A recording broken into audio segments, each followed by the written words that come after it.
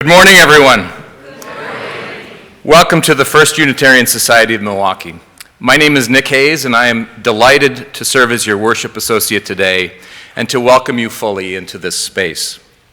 We welcome people of all genders, sexualities, ages, races, ethnicities, histories, and bodies here. We welcome your mind, your heart, and your spirit here. We welcome all you are bringing with you today and all your heart longs to set down. We extend a special welcome to each guest among us.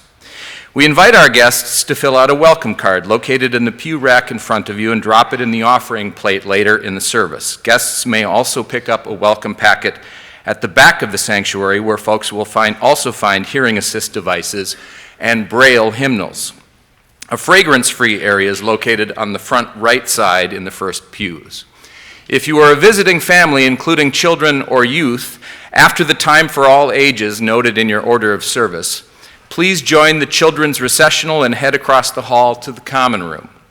There you will be greeted by someone who will orient you to religious education. Immediately following the service, everyone is invited for coffee and conversation in the common room. My name again is Nick Hayes, and you can come to me at the guest table there.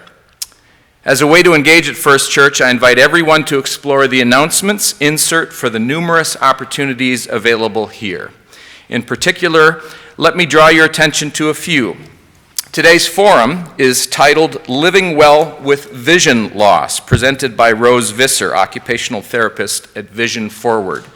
Rose will provide an overview of the normal changes that happen to vision as we age.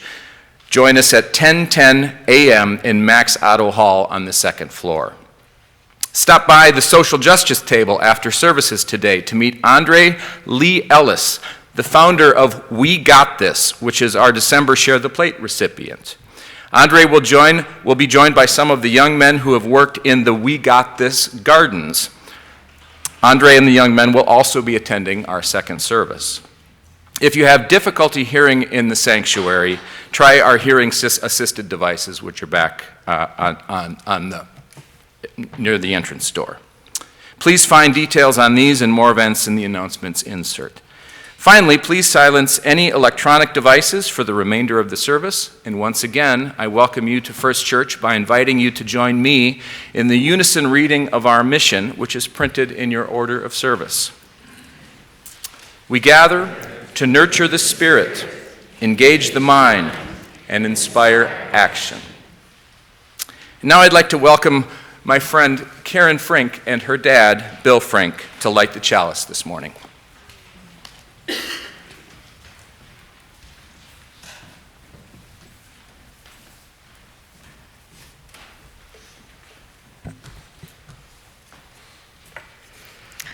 Our opening words this morning are adapted from Carmel Point by Robinson Jeffers.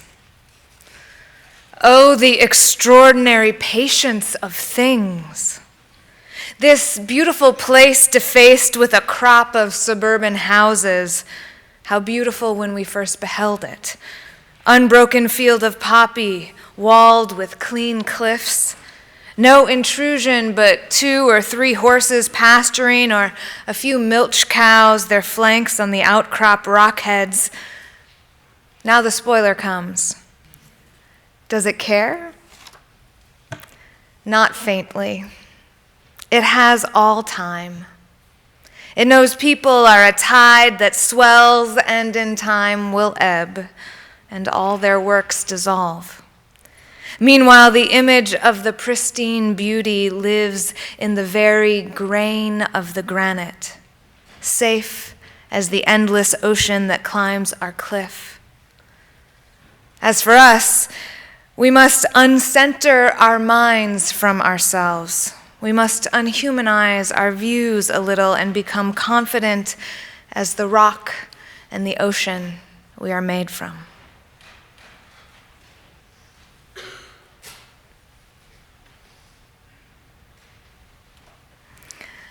Will you please rise in either body or spirit and join us in singing hymn number 163, For the Earth Forever Turning.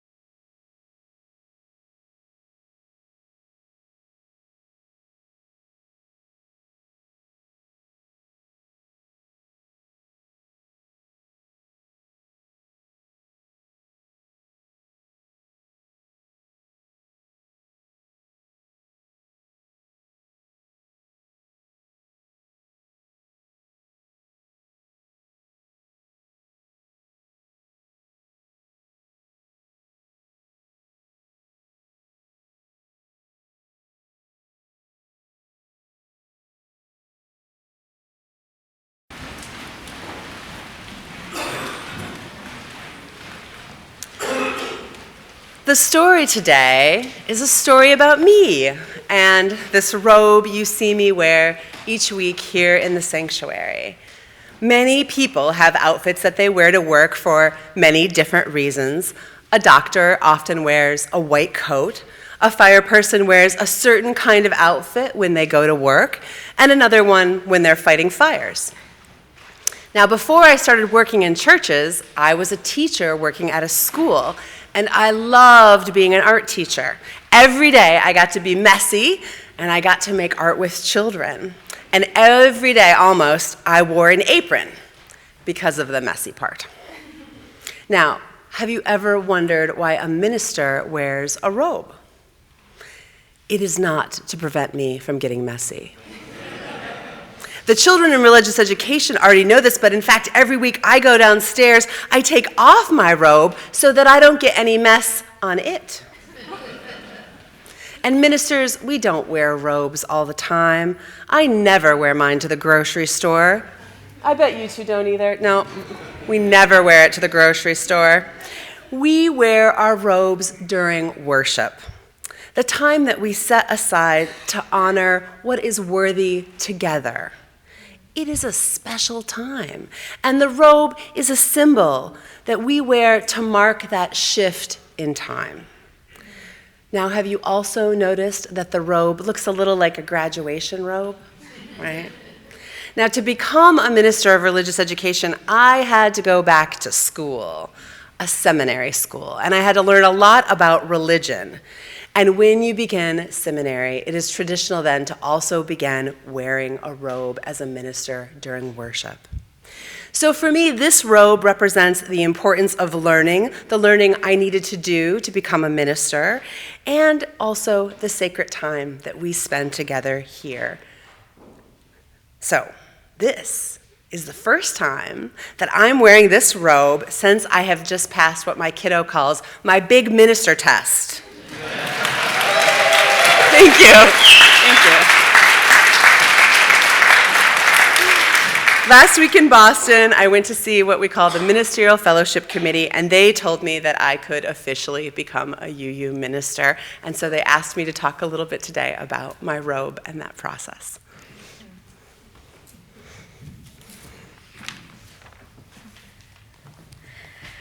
So that Ministerial Fellowship Committee that Kimberly went to see last December 7th judges who is qualified to become a UU minister based on years of training and education, written work and preaching, and an oral exam, the big minister test.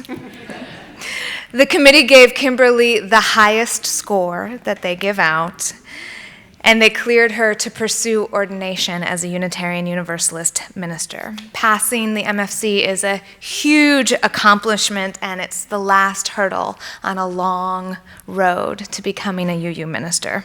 We are so lucky to have Kimberly here with us, and that she followed her call to serve in the ministry of religious education and found her dream job with us.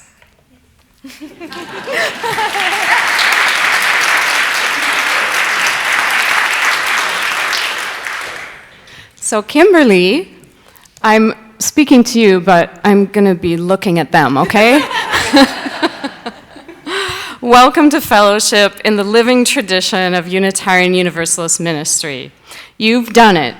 You've passed the dreaded and sacred interview with the MFC, which tested your knowledge, skill, and grace under pressure.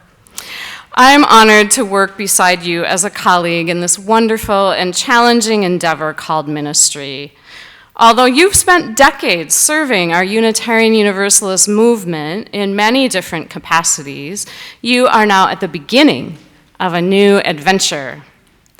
And although you already know almost everyone in the UU Ministers Association, it's true. Receiving fellowship means that you are woven even more closely into community. Our UUMA guidelines and code of ethic are what UU ministers promise to uphold once they are fellowships, and they are the warp and the weft of the fabric of community, to which you will add the fiber of your being, the color of your dreams, and the shining thread of your unique creativity. And our ministry will be stronger and more beautiful for it. So I have a gift for Kimberly that represents the care and compassion that you bring to ministry. It's a handmade rainbow shawl from our Shawl ministry at First Church. May it remind you of the power of both giving and receiving, and may it help you follow the rainbow path.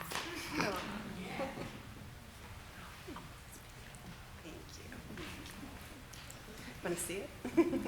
Oh, it's beautiful. I love this. More color. More gifts to come, Kimberly. I also want to welcome you into fellowship as your colleague in serving in this congregation. Collegiality in Unitarian Universalist ministry is a lifesaver. And I have already received your collegiality as a gift to me, and so I want to give you a collegial gift.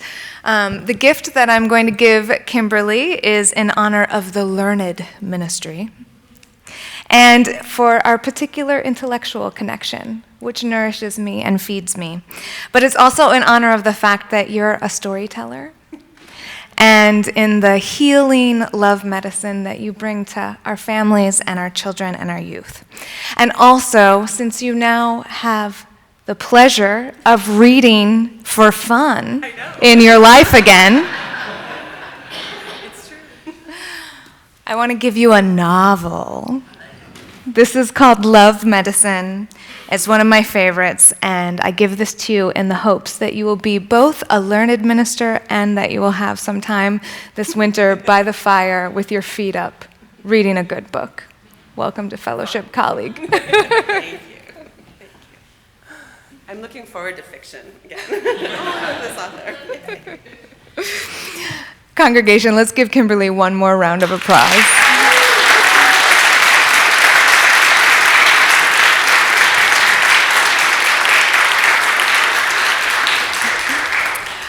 Now, will you please rise in either body or spirit for our children's recessional hymn number 21, For the Beauty of the Earth. We invite children and teachers to join in singing the verse 1 of this hymn, and then proceed to your classes as the congregation sings you on your way.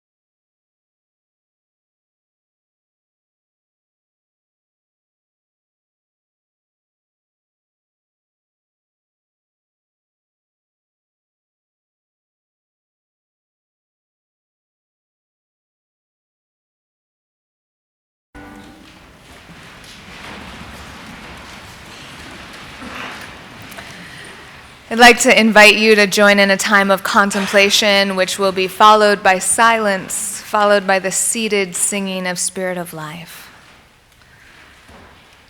So take a moment to find yourself in your body. Do whatever it is your body needs to do to get comfortable in this moment.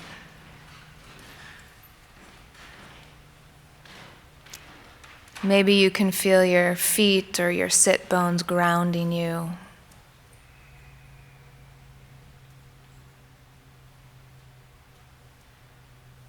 Maybe you can feel the top of your head connecting you.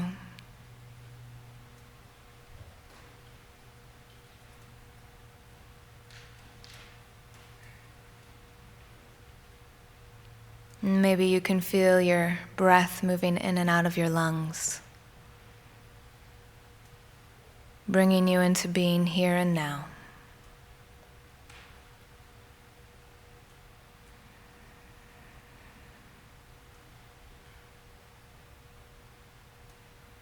Spirit of life and love, Holy One of our being and our becoming,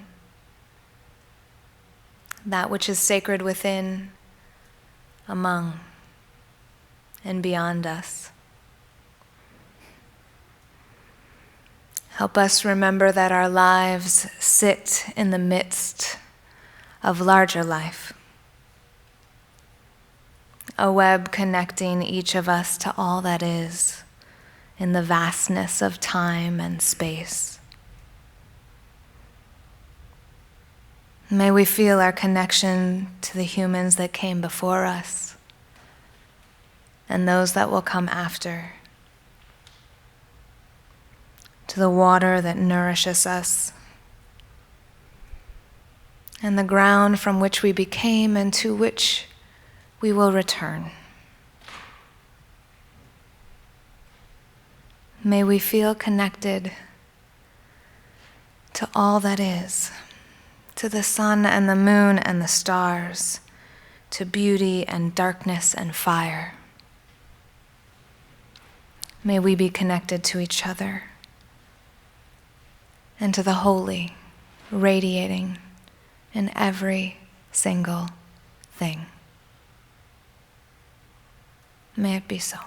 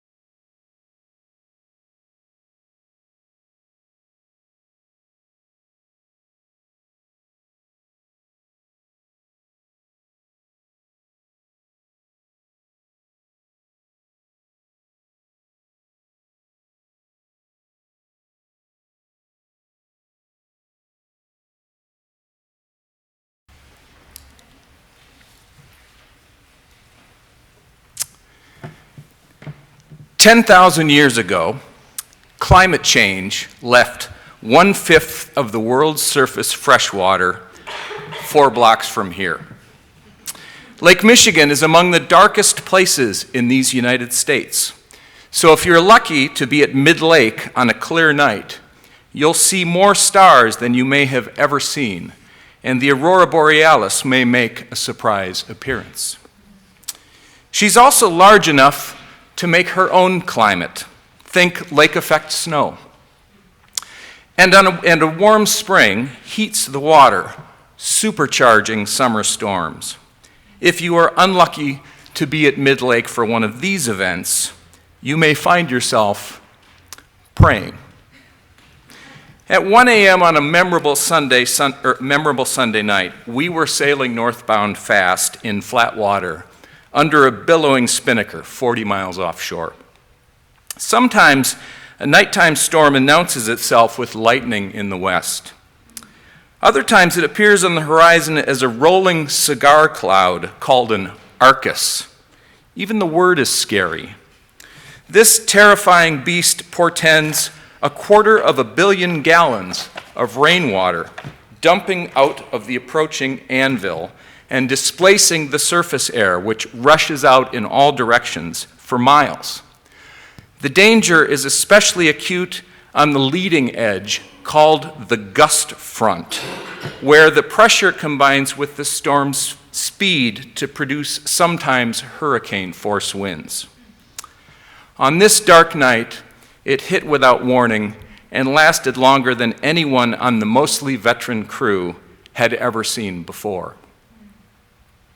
The blast flattened us and held us down, destroying sails and gear and sending us into survival mode while also unleashing torrential rain, breaking waves across the deck, and lightning so close the thunder rattled your skull.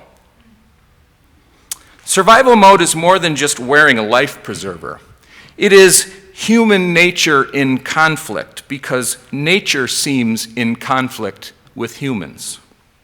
You try best you can to ignore an overwhelming fight or flight instinct in order to get vital work done, like tying down your friends in order to not lose them. I remember thinking that nothing was in our control. Eventually the front passed, leaving more manageable headwinds but raucous waves, so it took the rest of the night to recover. We had heads to count, bodies to warm, gear to fix, water to pump, bandages to wrap, and our own meekness to consider. Now is the time in the story when most people ask, why? Well, as an orange glow appeared on the east horizon, I began a 4-hour watch as a sail trimmer, along with a favorite crewmate with a kind of gentle, nomadic Buddhist surfer soul, and whose turn it was to drive. Now, once settled into our work, he struck up a conversation asking, "Holy cow, where'd that awful stuff come from?" Now, his was a rhetorical question, and yet I could not hold back a rational scientific explanation. Well, wind comes from pressure, which comes from heat. Most of the heat on Earth comes from the sun and is the product of a chain reaction of hydrogen atoms fueling into helium at the sun's core. Now, it ignited when a swirling space nebula, a massive gas and dust cloud that had been growing since the Big Bang, collapsed under its own weight to form the sun and the planets about 4.5 billion years ago. There's still 5 billion years worth of fuel up there, so last night's wind was not even a blip on the space-time continuum. When my friend fell silent, I realized that my answer, well, fact-based, was not satisfying. It lacked mystery and wonder and awe. It made the moment seem small. The moment wasn't small. Humbling, yes, but empowering to everyone in it, including me. Now, just then the sun peeked over the horizon as if to weigh in itself. My friend squinted and pulled on his Ray-Bans and grinned, and he let me off the hook. He said, "Well, that makes this boat our spacecraft. A time machine stealing sparks from the heavens and spinning them into speed. It's our toehold. It's our connection to the cosmos. So trim the mainsail, man, because here comes another gift from the gods." So I pulled hard, he nudged the bow, the boat caught the edge of a wave and took off on a 10-second surf, and he shouted, "Totally awesome!" And the exhausted and waterlogged team, men, women, kids, and adults, let out a joyful cheer. And that, friends, is why.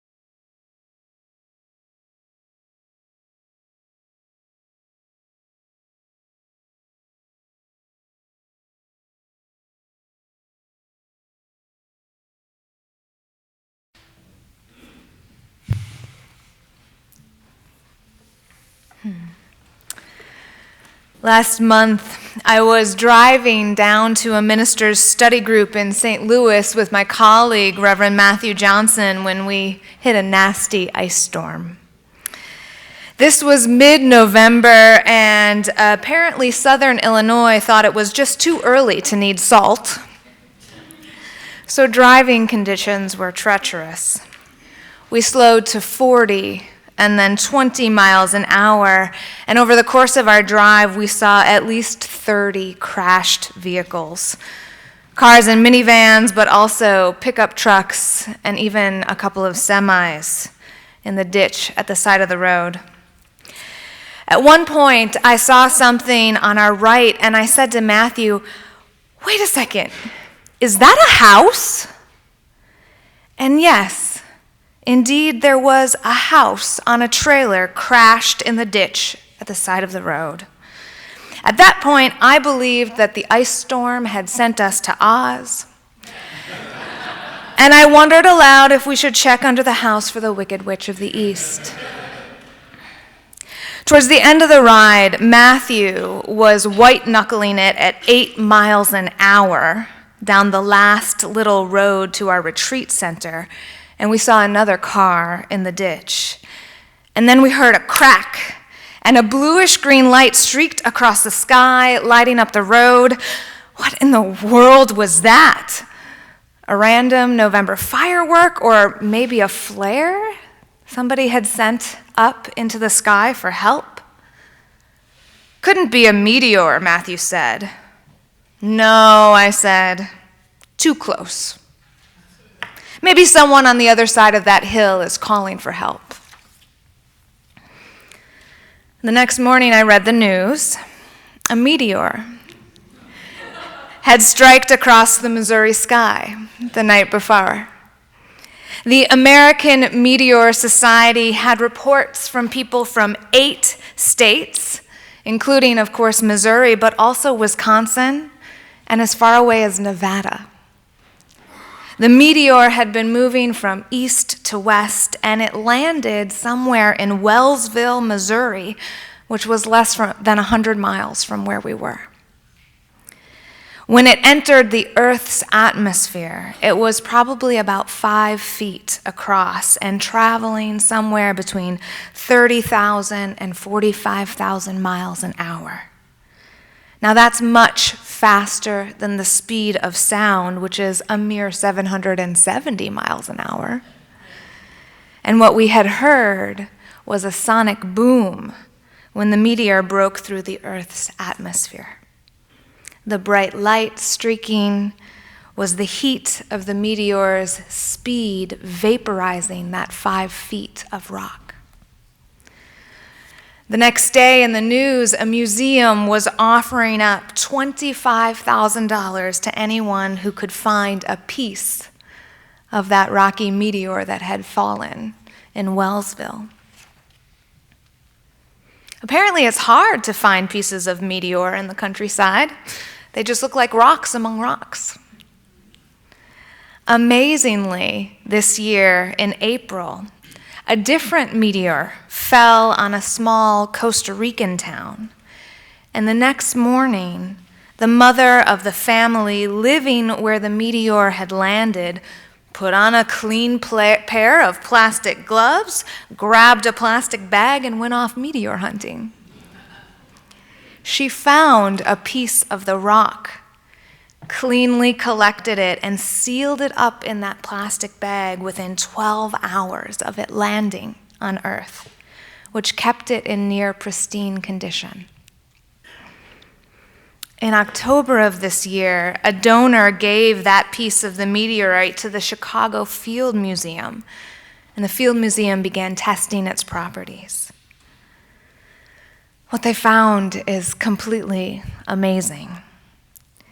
They found clues to the origins of life on Earth, preserved in the meteor because it was collected so early after it arrived, are organic compounds that formed in the early solar system.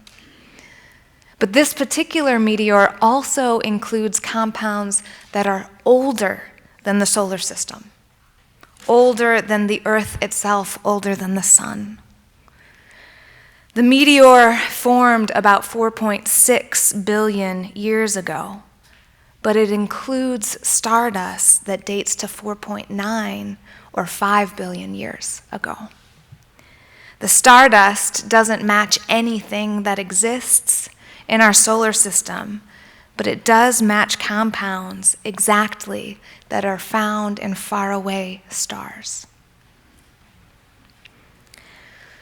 Scientists believe that other meteors delivered similar compounds, carbon, amino acids, sugar, and alcohol, to the Earth 4.5 billion years ago, and that those compounds delivered by meteors were the components of life itself.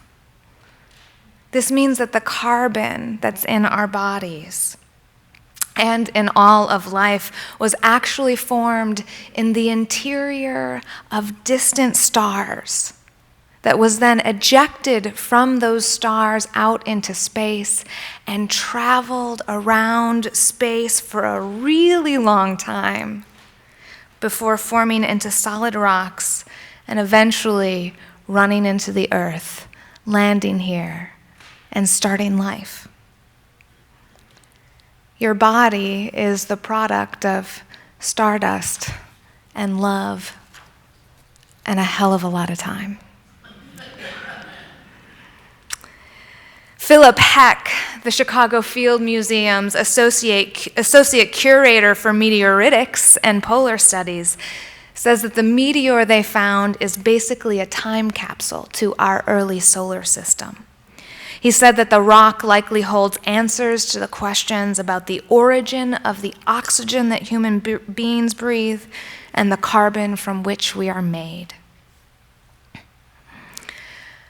For reference, when we're thinking about time, the sun came first about 4.6 billion years ago, and the earth is about 4.5 billion years old.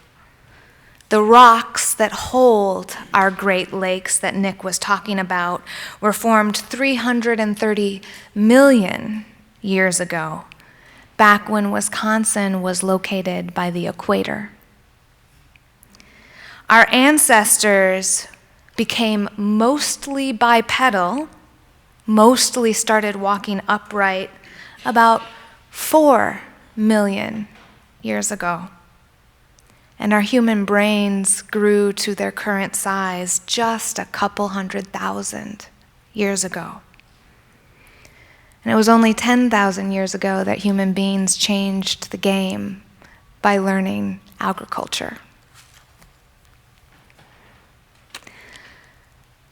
Like many people, I have been shocked into awe by the scale of the universe. I remember walking through the redwoods in California, through these living organisms that were 60 times as tall as I am and about 10,000 times my size in volume. They grow together in huge redwood groves in the California fog and can live to be up to 2,000 years old. Walking through that grove, I met trees that were alive during Jesus' time. Trees who were already 500 years old when the prophet Muhammad was born and had already been alive for 1,000 years when Shakespeare was writing Romeo and Juliet. But even though that seems like an unbelievably long time to me to be able to meet another living thing that's been alive that long, that's just a feather scratching the surface of the mountain of time.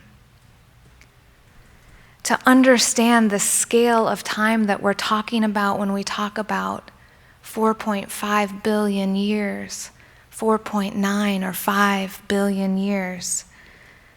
1,000 seconds is 16.6 minutes. So if we're thinking that a second is a year, 1,000 years ago, when Shakespeare was writing Romeo and Juliet, would be 16.6 minutes ago. If 1,000,000 seconds is 12 days, then 1,000,000,000 seconds is 31 years. So a single human life, if we are equating seconds, years to seconds, would be 90 seconds long, when the earth itself is 140 years or the universe's life is 424 years long. Something about contemplating the vastness of time can either give us a sense of place or maybe give us the sense of being suspended within space, held between the extremes of the earliest beginnings in the Big Bang 13.7 billion years ago, or thought projecting ourselves. billions of years into the future? And what was before the Big Bang, and what comes at the end? We're here floating in the middle in this present moment, unable to know the absolute origins or ends of life. The University of California psychology professor, Dr. Keltner, calls awe the ultimate collective human emotion because it motivates people to act for the greater good. In research with Paul Piff, Keltner found that people who, quote, reported experiencing more awe in their lives, who felt more regular wonder and beauty in the world around them, were more generous to strangers. In an experiment where the researchers asked groups of people to spend 1 minute looking at a picture of tall trees versus a group of people who were asked to spend a minute looking at a building, the tall tree lookers were more helpful to a stranger who accidentally tripped in front of them and dropped a bunch of stuff.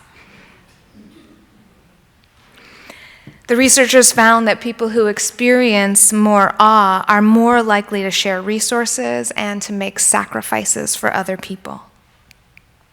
Awe makes us feel connected to the world around us. It inspires us to cooperate with each other and to work in the interest of the whole because we feel part of the whole.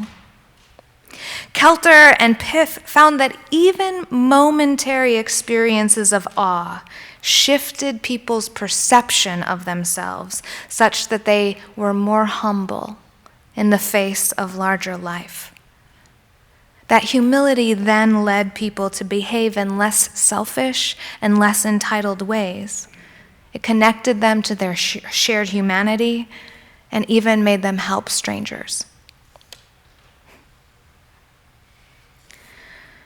Born from the same stardust that traveled here more than 4.5 billion years ago, and forged in the crucible of entropy and thirst and desire, we tell ourselves stories about who we are as human beings, stories about why, as Nick said, and stories about beauty.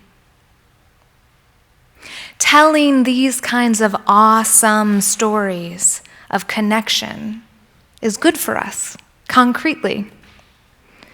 A little fearsome humility in the face of vastness makes us kinder and more cooperative people. There are a number of powerful stories that people tell around this time of year to remember the holy and to reconnect with awe and with each other. One of those stories is the Christian story of incarnation, of the pure love that comes in the form of a baby, reading divine revelation in through the body. Christian churches are in Advent right now, and many today are telling the story of the Magnificat, the story of Mary becoming pregnant. Unitarian Universalist and Christian minister Reverend Robin Bartlett said, "What a ridiculously hopeful and insane act it is to bring babies into this world. It has to be some combination of biology overriding our brains and God insisting on entering into a world, whether that world is ready for God or not." Babies bring with them awe and wonder and beauty soaked in ages. Advent is the period of waiting for God's incarnation to be born into the world on Christmas Day, waiting for new life and new hope and new light, and that new baby who came into the world through struggle and poverty to an oppressed people who were fighting for their freedom. Another story that humans tell this time of year to remind themselves of the holy and who we are is the story of light burning miraculously in the darkness for 8 days, evidence of God's continuing presence with the Jewish people. Jewish communities will begin celebrating Hanukkah next Sunday evening, lighting one more candle each night to commemorate God's continued presence in the temple. Hanukkah also remembers the Jewish people's struggle for freedom. It's the story of the Maccabees, a small group of people fighting against a massive oppressive power and miraculously winning that fight. When they did, the first thing they did was rededicate their temple to God. The word Hanukkah means rededication. Hanukkah honors the presence of the holy, the returning to awe of that oil burning in the lamp longer than anyone ever thought it could. Another story that human beings tell this time of year is about the return of the sun. Living in the northern hemisphere, this is when our days are shortest and our nights are longest. We're approaching that time of the year, winter solstice, when the night is at its strongest. It's also the night when the solstice stories say that the goddess gives birth to the sun once again. Solstice recognizes that death is also about rebirth, that night is also about day, that embedded in every reality is its opposite. At solstice, the peak of night, we can feel its full stillness, what Starhawk called the eye of the needle of the night, the stillness behind motion, when time itself stops. At solstice, human beings can honor the beauty and the gifts of the still, quiet night, and also know that the moment of the height of darkness is simultaneously the turning point when the sun is born again and slowly begins to grow.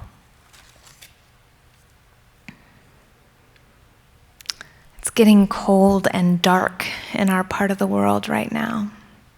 And there are many fearsome things around us. Storms and oppression, climate change and cruelty. We need stories to help us make meaning of our experience, to use darkness and awe and struggle for fodder in our personal lives. We need stories about hope in the face of despair, stories about candles and oil lamps and bright stars leading the way through the night. We need stories that help us feel awe in order to connect to one another, even when it's dark out and we're maybe a little scared. Using story, we can turn fear into humility in the face of greatness.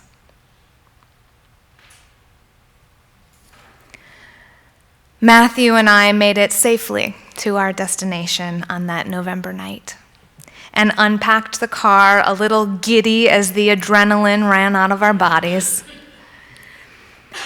Mother Nature is a powerful reminder that we are small compared to the largeness of the earth, let alone the mind-boggling vastness of time. Author Avis Crow wrote, "Help me to be less fearful of the measure of time and more fully alive in the time that simply is. Help me to live in time, not just to simply use it. Help me to breathe it in and to return in it acts of love and presence." Acts of love and presence. Even when life is fearsome, it is worth the risk to love and to connect. Looking into the vastness of billions of years can help us remember that we only have this brief time right now, and we might as well use it to love someone, to be kind to one another, and to appreciate the beauty of the world. That night in November, alive and grateful, Matthew and I gathered with our friends by the fire, laughing and talking, feeling our small lives connected to the great web of being. This December, may you also feel connected to all that is. May it be so.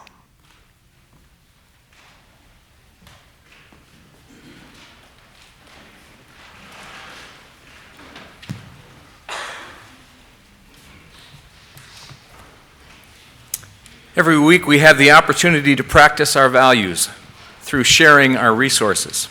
Our pledges are at the core of our spiritual practice of generosity.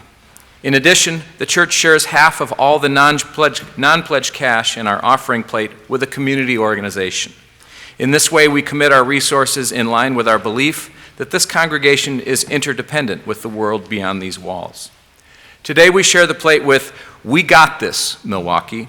May the practice of giving bring us joy. The offering will now be gratefully received.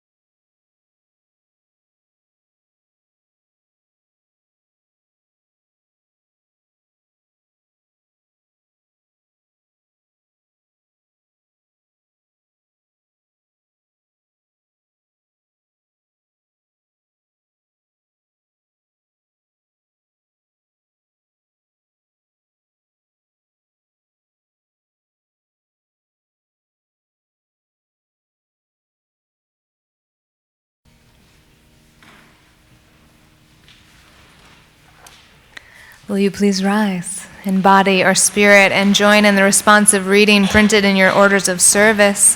This is adapted from The Risk of Birth by Madeline L'Engle. I'll begin. This is no time for a child to be born. And meteors slashing the sky to warn. That was no time for a child to be born. Honor and truth were trampled to scorn. When is the time for love to be born? And by a comet the sky is torn. And will you join us singing our closing hymn, number 18, What Wondrous Love Is This?